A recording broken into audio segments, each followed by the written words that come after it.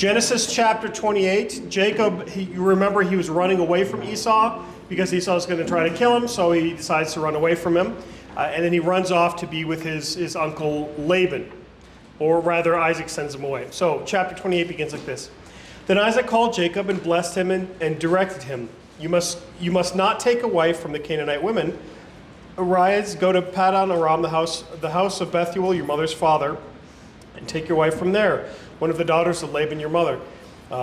Laban, your mother's brother. God Almighty bless you and make you fruitful and multiply you, that you may become a company of peoples. May he give the blessing of Abraham to you and to your offspring, that you may take possession of the land of the sojourner that God gave to Abraham. Thus Isaac sent Jacob away, and he went to Paddan Aram to Laban, the son of Bethuel, the Aramean, the brother of Rebekah, Jacob and Esau's mother. We are at Genesis chapter 28, Genesis 28, verse 6. Genesis 28, verse 6. So I think we read that section already before last week. Genesis 28, verse 6. Now Esau saw that Isaac had blessed Jacob and sent him away to Paddan Aram to take a wife from there. And that as he blessed him, he directed him, you must not take a wife from the Canaanite women. And that Jacob had obeyed his father and his mother and gone to Paddan Aram. So when Esau saw that the Canaanite women did not please Isaac, his father, Esau went to Ishmael and took as his wife, besides the wives he had, Mahalath, the daughter of Ishmael, Abraham's son, the sister of Nebaioth. So let's see. So you've got Abraham, Isaac and Ishmael. Isaac has Jacob and Esau. Ishmael has kids, and then Esau decides he wants to marry one of Ishmael's daughters. So, is that first cousin? yeah, I'm not entirely. We have because through different moms, but through the same father. So Esau's doing great. He's already got multiple wives at this point, and he's like, "Oh, this thing that Jacob's not supposed to do. Okay, well, I guess I can marry. I'll marry the Ishmaelites or whatever." It's just. You'll notice this is one of those sections in the Bible where people have multiple wives, and it's not that God commanded it, but that they decided to do this on their own. This is not the Bible endorsing polygamy. This is the Bible describing what happens when polygamy happens. Throughout the Bible, whenever it happens, it doesn't end well. But I'm sure this is going to end really well for him. And all of his descendants aren't going to be a terror in the thorn in the side of Israel. All right. They're going to be called the Edomites, by the way. Verse 10, Jacob left Beersheba and went toward Haran, and he came to a certain place and stayed there that night because the sun had set. Taking one of the stones of the place, he put it under his head and lay down in that place to sleep. And he dreamed, and behold, there was a ladder set up on the earth, and at the top it reached to heaven. And behold, the angels of God were ascending and descending on it. And behold, the Lord stood above it and said, I am the Lord, the God of Abraham, your father, the God of Isaac. The land on which you lie I will give to you and to your offspring. Your offspring shall be like the dust of the earth, and you shall spread abroad to the west and to the east, to the north and to the south.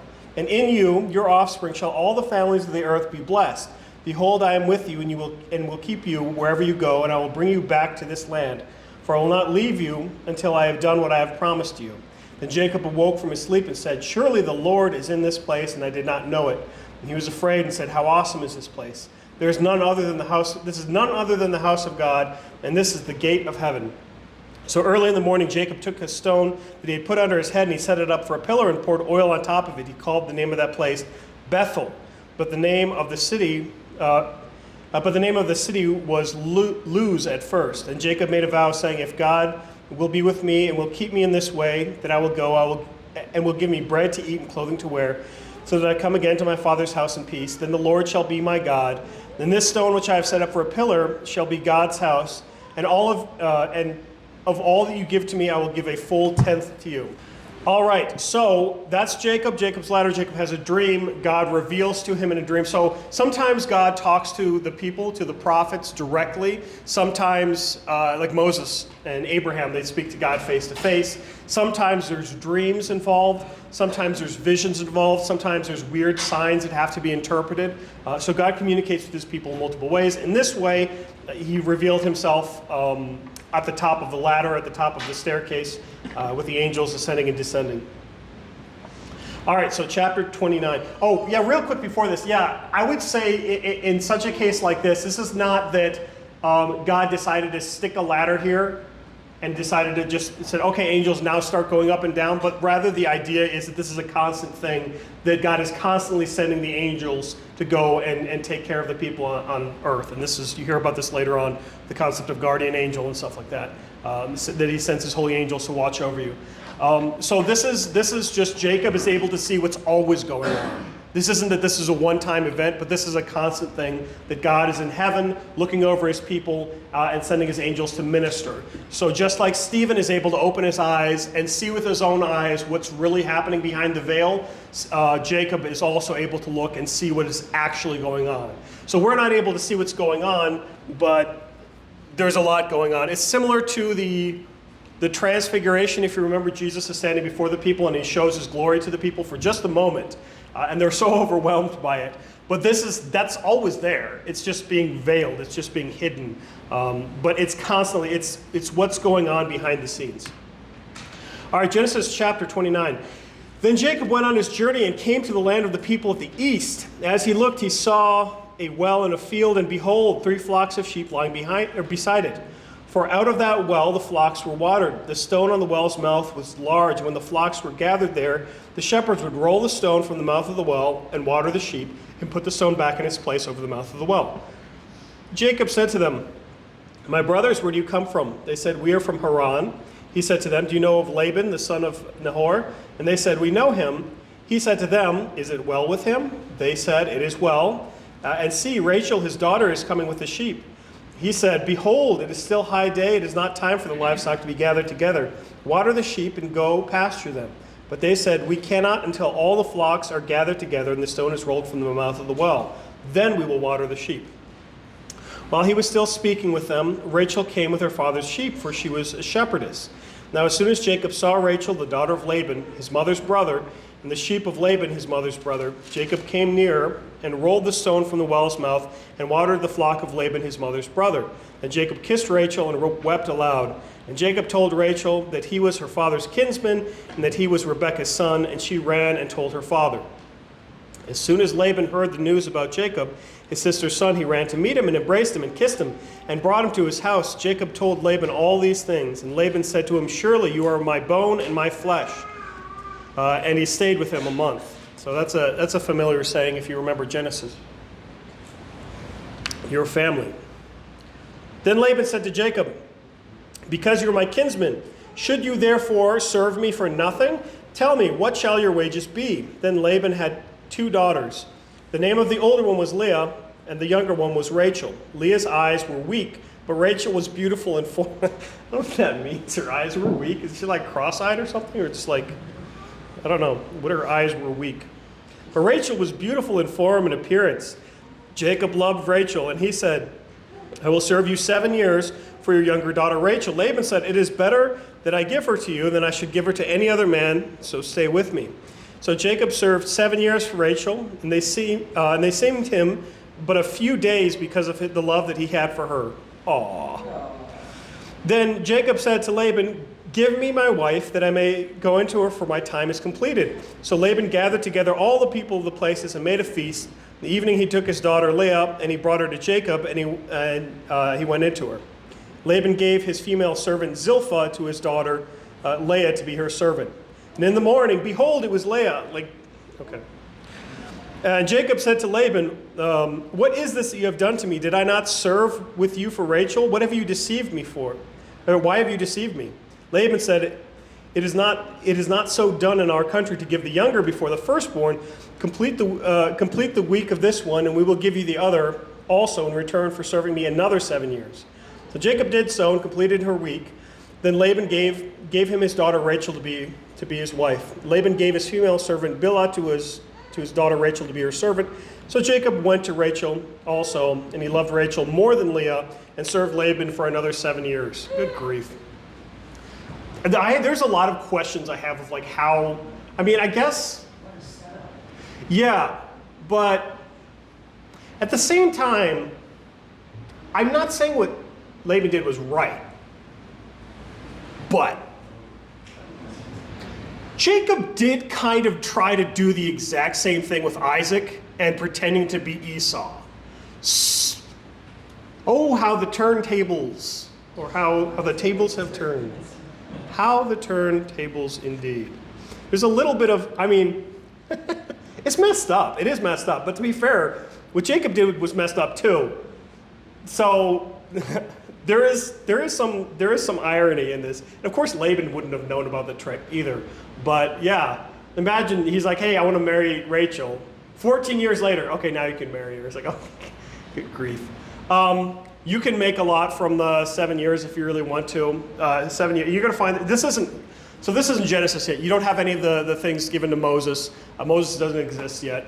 You don't have any of these laws given to Moses where it's talking about every 7 years is a jubilee year and all this other stuff. But you'll know that throughout the Bible, seven is often used as kind of a time of completion or whatever. There's 7 days in the week, and then the week is complete. There's 7 years in the Jubilee year. It's after those 7 years. After 7 years of 7 sets of 7 years, the year after that, the 50th year, I believe, that's a Jubilee year, or it's every 7 years. I don't remember. That'll be in Exodus. Anyways, so you can draw that they're understanding that 7 is an important number. This is going to come up later. So once again, I reiterate, although Jacob took 2 wives, God never commanded him to do so. Now, you could debate over what should have happened here. Jacob, having been with Leah, should have taken her as his wife and should have been happy with her as his wife. That would have been his wife, and not maybe what he wanted, but what he was given. Instead, he kept fighting for what he really wanted, which was Rachel. It's complicated. Yeah, we'll keep going because what was that? Oh, yeah, we'll keep going because this is only going to get more complicated. So yeah, he gets Leah after 7 years. He serves for 7 more years. He gets Rachel. Let's see. Happy household with 2 sisters who are both married. Oh yeah. Well, everybody knows that sisters get along very well. If there's one group of people that never fight, it's 2 sisters, especially if they're both fighting over the same guy. That is all. I mean, out of all of the TV shows I've ever seen, when it's 2 sisters fighting over the same guy, they're gonna all get along just well, perfectly well. There's not going to be any resentment at all because of Jacob saying, hey, oh man, you're the ugly one. Your eyes are weak. I wanted the other one instead, but I guess I'm going to have to live with both of you, but I definitely love her more. That's not going to come into play at all later on. I mean, it worked so well when Abraham had two wives of his own, or a wife, or Sarah and was it Hagar? Sarah and Hagar. Thank you. Yeah, it worked so well with them. So let's keep the family tradition of having multiple wives and sticking them in the same household. Hagar wasn't actually a wife, right? She wasn't. She was a servant. She was a concubine at close of. She was a servant of Sarah, so she wasn't even married. But he kept her in the house like a wife. And yeah, that worked wonderfully. Chapter 30. When Rachel saw that she bore Jacob no children, she envied her sister. Okay, so this is already going well. Wait. Chapter. Yeah. Oh yeah. I see. Oh, okay. Oh, let me go back. Yeah, chapter 29, verse 31. Verse 30, he loved Rachel more than Leah and served Laban for another 7 years. Verse 31, when the Lord saw that Leah was hated, he opened her womb, but Rachel was barren. So God has mercy on Leah.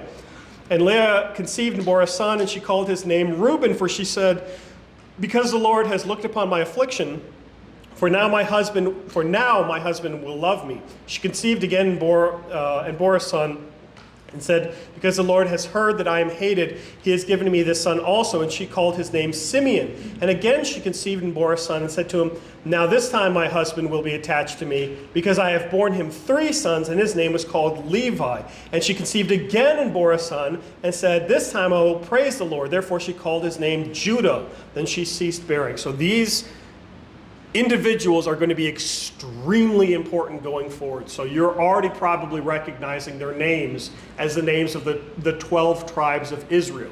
Now Jacob, his name gets changed later on to Israel, This is where the 12 tribes come from. They come from the 12 sons. So here are these sons. This is so. Now my husband will love me. He hates me. I keep bearing him children. But after all of these children, now maybe he'll love me. I'm like, ugh. This is like the family dynamic here. Jerry Springer had not yet been invented, but it would have done numbers. Chapter 30. When Rachel saw that she bore Jacob no children, she envied her sister. She said to Jacob, "Give me children or I shall die." Jacob's anger was kindled against Rachel, and he said, "Am I in the place of God, who has withheld from you the fruit of the womb?" Then he said, "Here is my servant Bilhah." Then she said, "Here is my servant Bilhah. Go into her so that she may give birth on my behalf, that even I may have children through her." It's not how it works. So she gave him her servant Bilhah as a wife, and Jacob went into her, and Bilhah conceived and bore Jacob a son. Then Rachel said, "God has judged me and has also heard my voice and given me a son." Therefore she called his name Dan. Rachel's servant Bilhah conceived again and bore Jacob a second son. Rachel said, with mighty wrestlings I have wrestled with my sister and have prevailed, so I shall call his name Naphtali. Okay, first of all, that's not how it works. Second of all, this is sounding familiar again. This is sounding a whole lot like, hey, I can't bear children, Sarah says, so take my servant instead. I don't know if this is like a family thing or this is just how they tried to solve problems back then. But it doesn't work, and it doesn't work well. Okay. When Leah saw that she had ceased bearing children, she took... For crying out loud, Leah. She took her servant Zilpah and gave her to Jacob as a wife. Then Leah's servant Zilpah bore Jacob a son. And Leah said, God's fortune has come, so she called his name Gad. Leah's servant Zilpah bore Jacob a second son. And Leah said, "Happy am I, for women have called me happy." So she called his name Asher. Okay, again, if you were thinking, well, Leah's the responsible one, no, this is obviously a family sickness that... that they keep. You would think that they would learn, but no. And let it not be said that Jacob is let off the hook either. This guy at this point has 4 wives, and he was supposed to have 1. So this is kind of on. It's not like, oh, I couldn't help it, God. I just had 4 wives, and each of, she wasn't having kids, so I had to have kids with, I had to have another wife. She stopped having kids, so I had to have another one. And the absolute audacity of him to yell at Rachel and say, "How is it my fault you're not having children? God is the one who gives children." And then for him to then go and say, "Well, I have to have more children with other wives and stuff like that." Like, okay, what happened to you trusting in God to give you children with the wife that is actually supposed to be your wife? So Jacob, he is, well, this is Jacob, the heel grabber. You remember, he's a sneaky guy to begin with. All right, let's keep going because obviously all this behavior turns out perfectly well. Verse 14. In the days of the wheat harvest, Reuben went and found mandrakes in the field and brought them to his mother Leah. Then Rachel said to Leah, "Please give me some of your son's mandrakes." But she said to her, "Is it a small matter that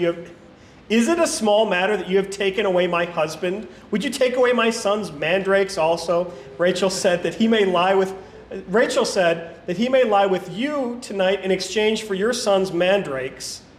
When Jacob came from the field that evening, Leah went out to meet him and said, "You must come into me, for I have hired you with my son's mandrakes." So he lay with her that night, and God listened to Leah, and she conceived and bore Jacob a 5th son. Leah said, "God has given me my wages because I gave my servant to my husband." So she called his name Issachar. Okay, this is continuing to just go so well. This is how a marriage works. Like, hey, you want to, like, Rachel, Leah, what are you doing? And also Jacob, what are you doing? What is your problem? Yeah.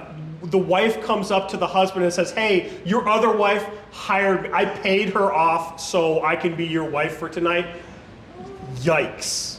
Okay, verse 19. And Leah conceived again, and she bore Jacob a 6th son. Then Leah said, "God has endowed me with great endowment. Now my husband will honor me because I have borne him 6 sons." So she called his name Zebulun.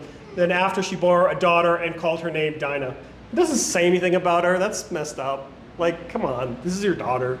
And it feels to me like this is a competition that Leah is having. She's like, oh, I'm going to have more children than Rachel. Okay. She's trying to buy the love. She's trying to buy the love. Yeah, after every single one, she's like, now God, now he will love me. If I have one more son, now he'll love, oh, ew, a daughter.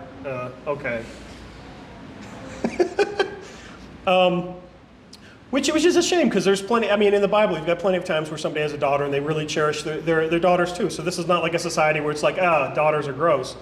All right, verse 22. Then God remembered Rachel. God listened to her and opened her womb. She conceived and bore a son and said, God has taken away my reproach. And she called his name Joseph, saying, may the Lord add to me another son. Yes, that Joseph. All right. Verse 25. So in spite of Jacob's stupidity, he actually does prosper. Verse 25. As soon as Rachel had borne Joseph, Jacob said to Laban, send me away that I may go to my own home country. Give me my wives and my children for whom I have served you, that I may go, for you know the service that I have given you. But Laban said to him, if I have found favor in your sight, I have learned by divination that the Lord has blessed me because of you. Name your wages and I will give it to you. Jacob said to him, you yourself know how I have served you and how your livestock has fared with me. For you had little before I came and it has increased abundantly, and the Lord has blessed you wherever I turned. But now when shall I provide for my own household also? He said, what shall I give you? Jacob said, you shall not give me anything if you will do this for me. I will again pasture your flock and keep it. Let me pass through all your flock today, removing from it every speckled and spotted sheep, every black lamb, and every spotted and speckled among the goats, and they shall be my wages. So my honesty will answer for me later. Yeah, Jacob is known for his honesty. For my honesty will answer for me later, even when you come and look into my wages with you. Everyone that is not speckled and spotted among the goats and the blacks among the lambs, if found with me, shall be counted stolen. Laban said, good. Let it be as you have said. But when Laban removed the male goats that were striped and spotted, and the female goats that were speckled and spotted, and every one that had white on it, and every lamb that was black, and put them in charge of his sons, and he had set a distance of 3 days' journey between himself and Jacob, Jacob pastured the rest of Laban's flocks. So he takes all these. So Laban's a great guy too. He takes all of the sheep and the goats and stuff that Jacob is supposed to get, and he moves them out of the flock 3 days away, and says, "Okay, yeah, go ahead, go through my flock and take all the ones that are spotted and speckled and striped and everything like that." All right, verse 37. This is a weird story that you don't hear too often. Then Jacob took fresh sticks out of a poplar and almond and plane trees and peeled white streaks in them, exposing the whites of the sticks. He set the sticks that he peeled in front of the flocks in the troughs, that is, the watering places where the flocks came to drink. And since they bred when they came to drink, the flocks bred in front of the sticks. The flocks brought forth striped, speckled, and spotted. Then Jacob separated the lambs and set the faces of the flocks toward the stripes, then all the black in the flock of Laban. He put his own droves apart and did not put them with Laban's flock. Whenever the stronger of the flock were breeding, Jacob would lay the sticks in the troughs before the eyes of the flock, that they might breed among the sticks. But the feebler of the flock he would not lay them there, so the feebler would be Laban's and the stronger Jacob's. Thus the man increased greatly and had large flocks, female servants, male servants, camels, and donkeys. Okay, this is not a biology lesson of this is how you come up with sticks, with striped. This is a miracle thing. This is probably something he worked out with God. This is one of these areas where if you've got the atheists criticizing the Bible and say, well, look at this. This is obviously just dumb because this isn't how it works. I'm like, yeah, there's a lot of things in the Bible where that's not how it normally works. Normally the Red Sea doesn't part in half. Kind of the point is that it's God taking care of Jacob. So Laban tries to trick Jacob out of his due wages because they agreed on a price. He says, this is what I'm going to pay you. He takes all of the flock that is supposed to go to Jacob and he hides it 3 days' journey away. And then Jacob would be left with basically nothing, and Laban would get to keep his entire flock. So then Jacob, I assume, confers with God and figures out this plan and puts these sticks in front and basically makes a bunch of new speckled and striped and spotted lambs and goats and sheep and all this other stuff. And he does it specifically by picking out the strongest of the flock. So he doesn't just get the ones that happen to have a certain coloration. He specifically gets the best of the flock, the offspring of the best of the flock. So Jacob tries to take advantage here and does not succeed. Laban? Or Laban, yes, correct, yes, So thank you. how long does this, I mean, this was not a, okay, we're leaving. Yeah, it sounded like it sounded like it was going to be like, we're going to leave right now, but no. So this must have taken a while. First of all, Laban takes all of the goats that should go to Jacob and moves them 3 days journey away. So that's at least 3 days. But then there's enough time for them to go and breed for Jacob to breed a bunch of livestock. So there weren't any particular rush here, it seems. Yes. Okay, the next chapter is called Jacob Flees from Laban. There's two chapters ago was Jacob Flees from Esau. All right, chapter 31. Now Jacob heard that the sons of Laban were saying, Jacob has taken all that was our father's, and from what was our father's, he has gained all this wealth. And Jacob saw that Laban did not regard him with favor as before. Then the Lord said to Jacob, return to the land of your fathers and to your kindred, and I will be with you. So yeah, Laban tries to trick Jacob and cheat him. Jacob gets the upper hand. Laban is angry. Again, wonderful family dynamic here. If you want to contrast this to other religions where you've got like Muhammad, and everything he ever does and everything he ever says is perfect and righteous and wonderful. In here in the Bible, you've got the heroes of the Bible a lot of times are flawed is an understatement. They're thieves and murderers and adulterers, and then that's just David. But Solomon also has problems, and Abraham has problems, and Noah is a drunk, and Moses has anger problems, and Jacob is a sneak, and Laban is a cheat. And and God still uses them to wonderful purpose. Did you have a question or comment? Okay. All right, chapter 31, verse 4. So Jacob sent and called Rachael and Leah into the field where his flock was and said to them, I see that your father does not regard me with favor as he did before, but the God of my father has been with me. You know that I have served your father with all my strength, that your father has cheated me and changed my wages 10 times, but God did not permit him to harm me. If he said, the spotted shall be your wages, and then all the flock bore spotted. And if he said, the striped shall be your wages, then all the flock bore striped. Thus God has taken away the livestock of your father and given them to me. In the breeding season of the flock, I have lifted up my eyes and saw in a dream that the goats that mated with the flock were striped, spotted, and mottled. Then the angel of God said to me in the dream, Jacob, and I said, here I am. And he said, lift up your eyes and see all the goats mate with your flocks are striped, spotted, and mottled. For I have seen that what Laban is doing to you. I am the God of Bethel, where you anointed the pillar and made a vow to me. Now go, arise from this land and return to the land of your kindred. And Rachel and Leah answered and said to him, is there any portion or inheritance left to us in our father's house? Are we regarded by him as foreigners? For he has sold us, and he has indeed devoured our money. All the wealth that God has taken away from our father belongs to us and our children. Now then, whatever God has said to you, do. So Jacob arose and set his sons and his wives on camels. He drove away all his livestock, all his property that he had gained, the livestock in his possession, and he acquired on Padan Aram to go to the land of Canaan to his father Isaac. So remember, at this point, he's been gone for decades. Laban had gone to shear his sheep, and Rachael stole her father's household goods. And Jacob tricked Laban, the Aramean, by not telling him that he intended to flee. Then he fled with all that he had, and he arose and crossed the Euphrates and set his face toward the hill country of Gilead. When it was told of Laban on the third day that Jacob had fled, he took his kinsman with him and pursued him for 7 days, following close after him in the hill country of Gilead. But God came to Laban the Aramean in a dream and said to him, be careful not to say anything to Jacob, either good or bad. And Laban overtook Jacob. Now Jacob had pitched his tent in the hill country, and Laban was with his kinsmen, pitched tents in the hill country of Gilead. And Laban said to Jacob, what have you done? You have tricked me and driven away my daughters and like captives of the sword. That's not what happened. Why did you flee secretly and trick me and did not tell me, so that I may have sent you away with mirth and song and tambourine and lyre? And why did you not permit me to kiss my sons and my daughters farewell? Now you have done foolishly. It is in my power to do you harm, but the God of your father spoke to me last night, saying, be careful not to say anything to Jacob, either good or bad. And now you have, so he's doing a great job of following that instruction.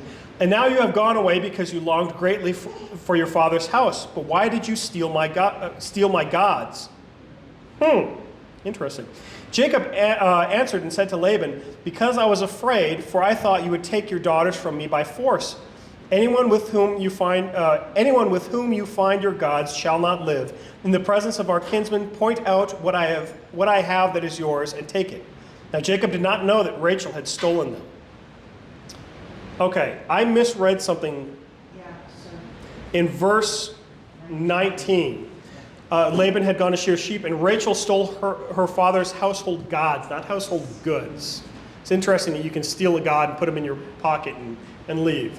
So Laban was not being a particularly faithful Yahwist, worshiper of Yahweh. He had, you shall have no other gods was not written down in stone yet, but the idea that there is only one God who created everything, this is already understood. So Laban is worshiping these pagan idols. Rachel decides to take him with her, and Jacob doesn't know this, so he says, go and kill whoever has stolen your tchotchkes. Verse 33, so Laban went into Jacob's tent and into Leah's tent, in the tent of the two female servants, but he did not find them, and he went out of Leah's tent and entered Rachel's. Now Rachel had taken the household gods and put them in the camel's saddle and sat on them. Laban felt all about the tent but did not find them, and she said to her father, let not my lord be angry that I cannot rise before you, for the way of women is upon me. That's a phrase. So he searched but did not find the household gods. Then Jacob became angry and berated Laban.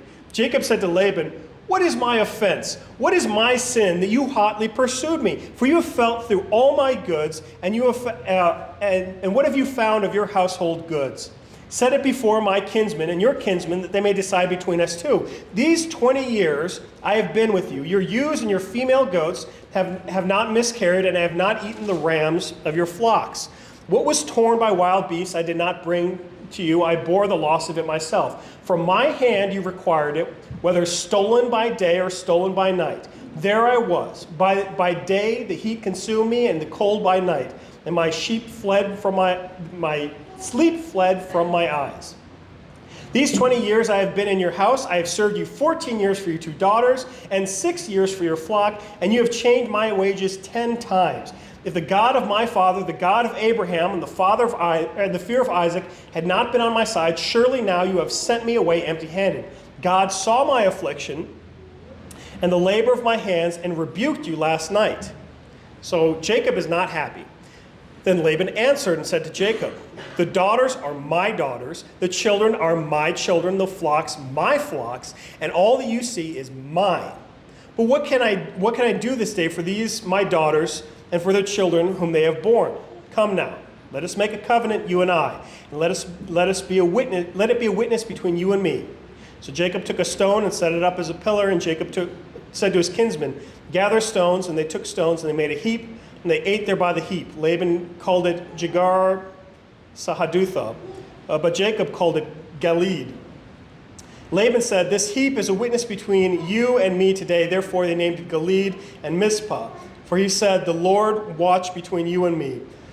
When we are out of one another's sight, if you oppress my daughters, if you take wives besides my daughters, although no one is with us, see, God is witness between you and me. Then Laban said to Jacob, see this heap and the pillar which I have set between you and me. This heap is a witness, and the pillar is a witness, that I will not pass over this heap to you, and you will not pass over this heap and pillar to me, to do harm. And the God of Abraham, the God of Nahor, the God of their father, judge between us. So Jacob swore by the fear of his father Isaac, and Jacob offered a sacrifice in the hill country and called his kinsmen to eat bread. They ate bread and spent the night in the hill country. Early in the morning, Laban arose and kissed his grandchildren and his daughters and blessed them. Then Laban departed and returned home. Okay. Could have been a lot worse. There's a bit of arguing. They decide to say, okay, here's this pillar. I'm not going to come over on your side of the world and kill you. You're not going to come kill me. You're not going to take other wives, right? All right, you're not going to chase after me, that sort of thing. So they at least agree to get along through a covenant. And covenants aren't only made by God. Covenant is a contract that has a death sentence applied to it. That's why covenants are cut. Covenants are not written. But this is a very serious thing that they've set up between the two of them, that they're going to get along, that their offspring are going to get along. All right, I'm going to stop there because there's some really fun things in the next chapter, and I want to spend some time on them. Jacob goes back to Esau, and then Jacob wrestles with God, which I've got a bit to talk about there because it's a really fun story if you look at the details. But with that, let's close with the doxology.